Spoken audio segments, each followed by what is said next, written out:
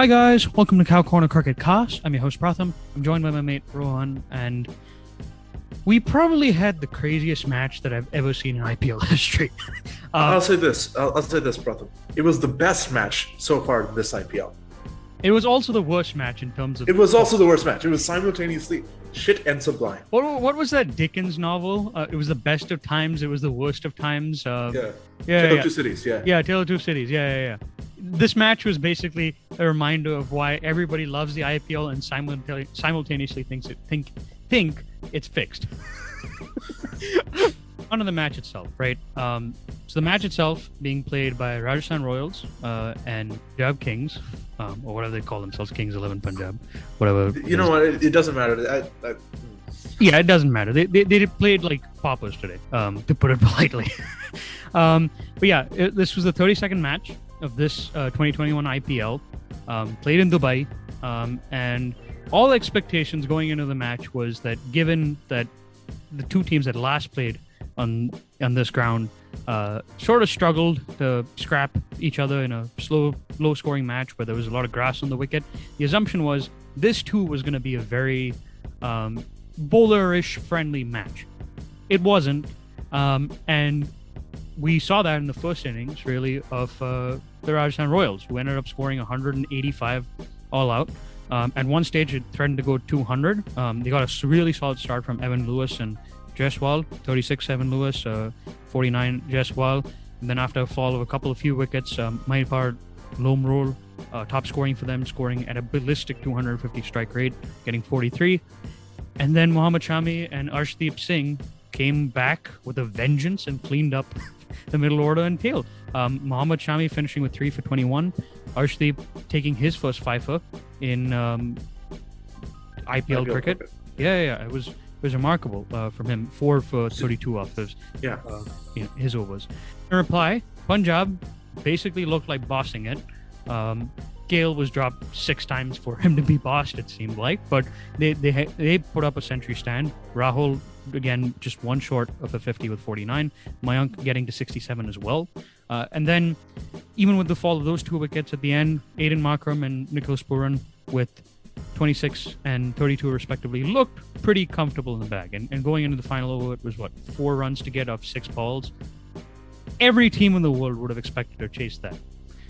Maybe not Bangladesh, but even Bangladesh would have at least hope that they could chase that down. Yeah. Not Punjab. They ended up in the final over of this match, getting 1 run. Yes, 1 run, losing 2 wickets, and losing a match that pretty much everybody thought was impossible to lose. In a choke of all chokes, to end up getting, a defeat from the jaws of victory. 2 runs, losing by 2 runs in the end. And the star of that final over, Kartik Tyagi, finishing with the most amount of wickets for Rajasthan with 2 at the end. 4 overs, 29 runs. We could do a lot of analysis about this match, right? There was a lot of crazy stuff that happened. Lots of good cricket, especially from the 3 bowlers, Tyagi, Shami, and Arshdeep. By the way, indeed. Arshdeep Singh for India. He needs to be on that next after this World Cup. He needs to be starting to be selected more often. We definitely could, right? But screw all of that, because this is the craziest match I've ever watched. So I'm just gonna let my mate who hates both of these teams, just rant for a second and explain to you why neither of these teams should have won. First of all, let's start with Rajasthan. Rajasthan, people are going to say, oh, well, they actually played okay. They got the 185. Yeah, they probably should have scored more than that. They should have probably gotten 200. Do you know why they didn't get 200? Because they threw wickets away.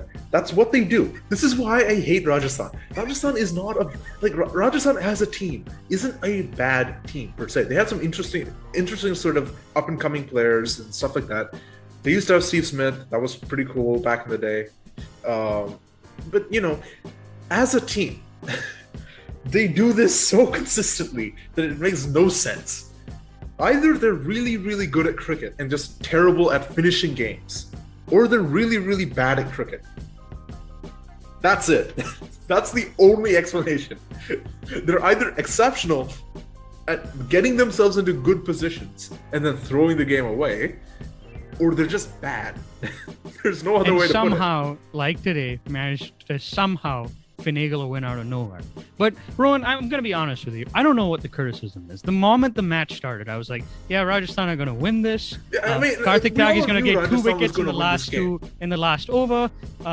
Rajasthan Royals are the greatest T20 team ever. They're better than Chennai Super Kings, losers Mumbai Indians, the Pakistan side that won the T20 World Cup, the West Indian side that won that 2016 World Cup. I mean, come on, man. Obviously, Rajasthan. Look at the talents that they've got. They've got Rahul Tewatia, a man who hit 5 sixes in a row. Got 2 out of 5. Got 2. See the magic of Tewatia. Never underestimate the Tewatia, the new Steve Smith. Never underestimate or overestimate. In fact, cease estimation when it comes to him. He's unestimable. When you look at this team, right? Sanju Samson, who has the biggest hype machine in all of Indian cricket. I swear to God, this guy has more hype behind him than Shubman Gill did. Guess who also hypes him, by the way? Who? Oh, yeah. People were saying that we should drop Rishabh Pant going into the World Cup. Going into any ODI matches, T20 matches, drop Rishabh Pant. He's useless. He's a terrible batsman. Pick Sanju Samson. I'm like, have you seen this man? He disappears. Whenever there's a pressure situation, he disappears. Okay, I disagree with you on that, mate. He scored 120 odd in one of the craziest matches earlier this season when his team had no business winning that thing. Out of nowhere. Yes, he will also sometimes do that. But also, on the other hand, have you considered that it is Sanju Samson? So that's all the runs he's going to score for the next 3 or 4 matches. Because that's what he is. All right. Okay, so Sanju Samson failed, right? Yeah. Captain, wicketkeeper, he failed. He also managed to, and I'm just bringing this up because as captain and wicketkeeper, when he made the review in the second over that there was a catch, he not only didn't get the review right, he had the best view of that review. It's not like he's bad. It's not like he's like Virat Kohli standing off in or Kane Williamson standing off in the middle of nowhere. No, He is behind the wicket. He sees the ball the entire way. He catches the ball. He is appealing. He should know that did not come off his bat. And then it's so obvious that it didn't. And then him bringing on Kedar Jadhav and Riyan Parag in the 13th over after 2 new batsmen came finally after the 2 wickets of the set batsman had fallen, and then proceeded to watch Riyan Parag getting whacked. Yeah, it wasn't a great match for captaincy from Sanju. Although Sanju, give him credit. Unlike KL, and I think you should move on to Punjab because they made a bigger hash. They made a bigger hash out of the way because I don't want people to say that you only hate Punjab. No, I hate both of these teams for very good reasons. Yeah, but just the sole point of defense I'm going to make for Sanju today was he'd had a third man. Maroon captains never do it. It's been a bane of us on this show. He had a third man. Specifically your problem, and you've always brought this up. It saved him some runs today. They won by 2 runs. I'm just saying that could have very well been the difference in the long run. At least they have something. They gave back India something. This Punjab team has nothing. They aren't cool. They don't have cool players. They don't, except for Chris Gale, who just doesn't play anymore. At least they have something. They gave back India something. This Punjab team has nothing. They aren't cool. They don't have cool players. They don't, except for Chris Gale, who just doesn't play anymore. Good players from Bangalore, Rohan. Even the ones that are good, they steal them from Bangalore. Yeah. So in this case, Punjab is basically trying to copy RCB, who is trying to copy Mumbai. Except every time they try to copy the team, they do it worse. They're a knockoff of a knockoff. They're a knockoff of a knockoff. Yes, let me just put it this way, Rohan. You remember when North Korea came out with a tablet, and it was a knockoff of the Chinese knockoff of the iPad, which was a worse version of the iPad? Yes. That's what Punjab is. As an organization too. Yeah. Because you see the levels of ownership meddling, right? Mumbai's ownership meddles a lot, but they also know a lot, and they are smart enough to know that when it comes to actual cricket decisions, they don't know anything. So they leave that to the actual professionals. Yeah, they have a strategy, especially with team selection, right? Team selection, right? Let's talk about that team selection because apparently Kings 11 Punjab didn't need Gale, probably one of the highest run scorers in the best IPL batsman history. ever in the history of T20 cricket. Yeah, Didn't need him. they didn't need him.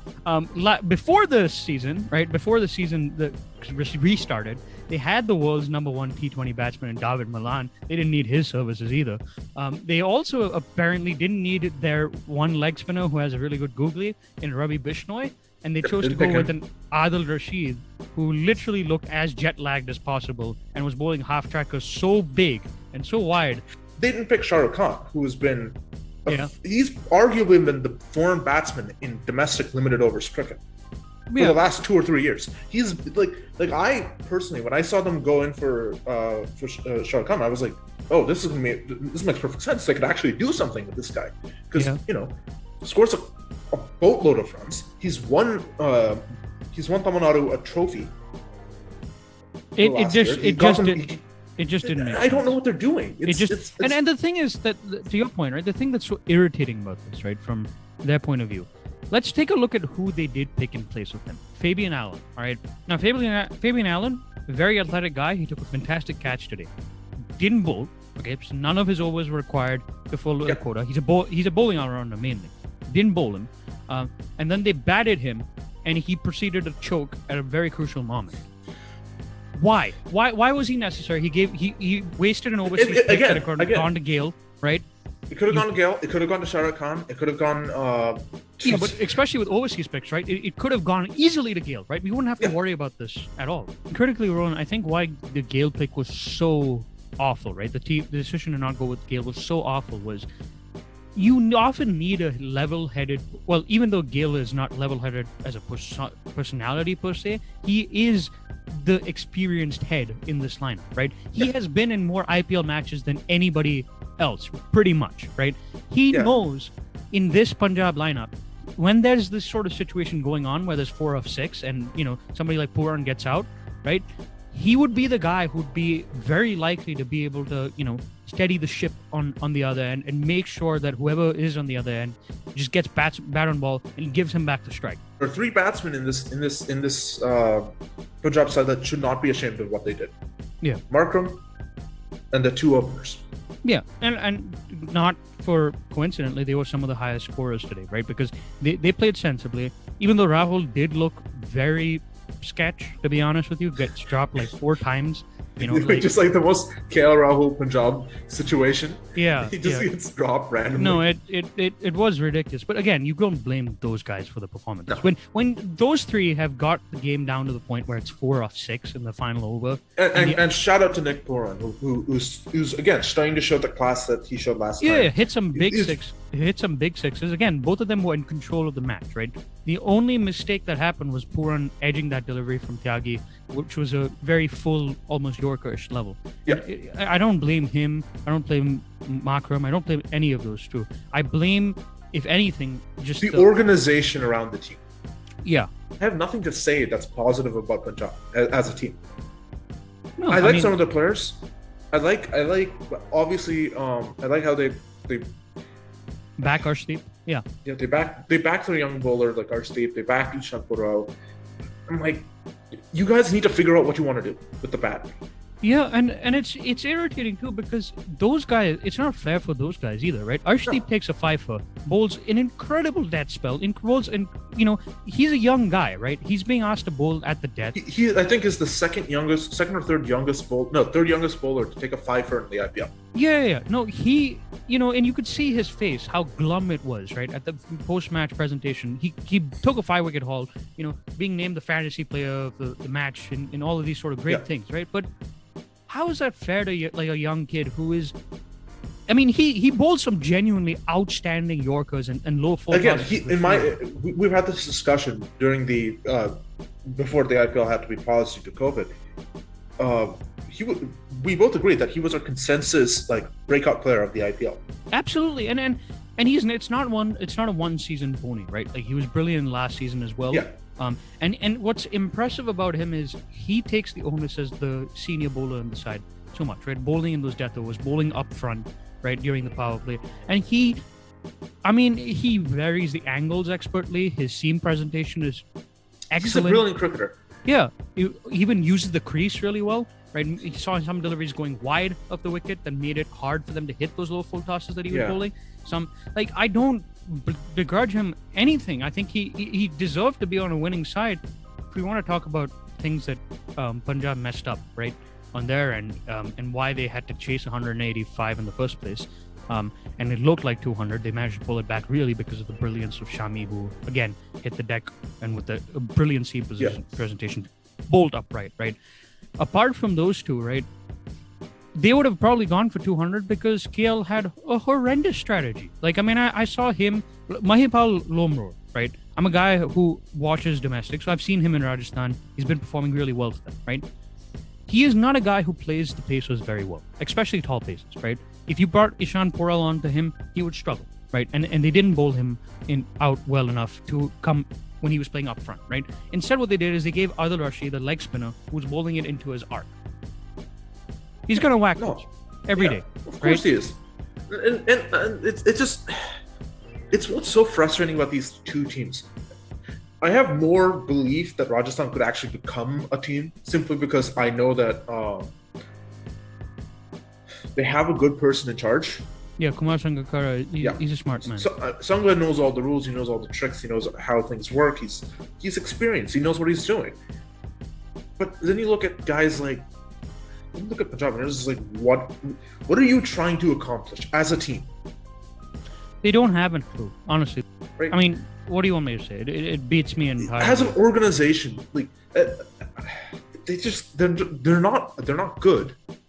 They're not, and they're not like acceptably bad. Right? There are teams that are bad because we lost a couple of players. Like Rajasthan, the first half of the season, they lost a whole bunch of players to freak accidents, freak injuries. I want to quickly talk about that point, right? Because with Rajasthan, right, they don't have the Stokes, they don't have Butler, they don't have Archer. They're regional players, for lack of better words, right? The likes of Rahul Tewati and Shreyas Gopal, who I like actually, are not what you would call international class, right? No.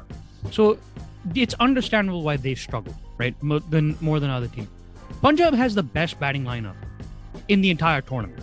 They have reserves of the like of Aiden Mark, a guy who can play some of the most glorious straight drives and on drives I've ever seen. A guy who is they have again, and as I brought up, they have the most informed limited overs domestic batsman in the country, and they don't pick him because of course they don't. They're Punjab. As an organization, they are bankrupt, Pratham, when it comes to ideas. They just don't know what they're doing. It's incredible.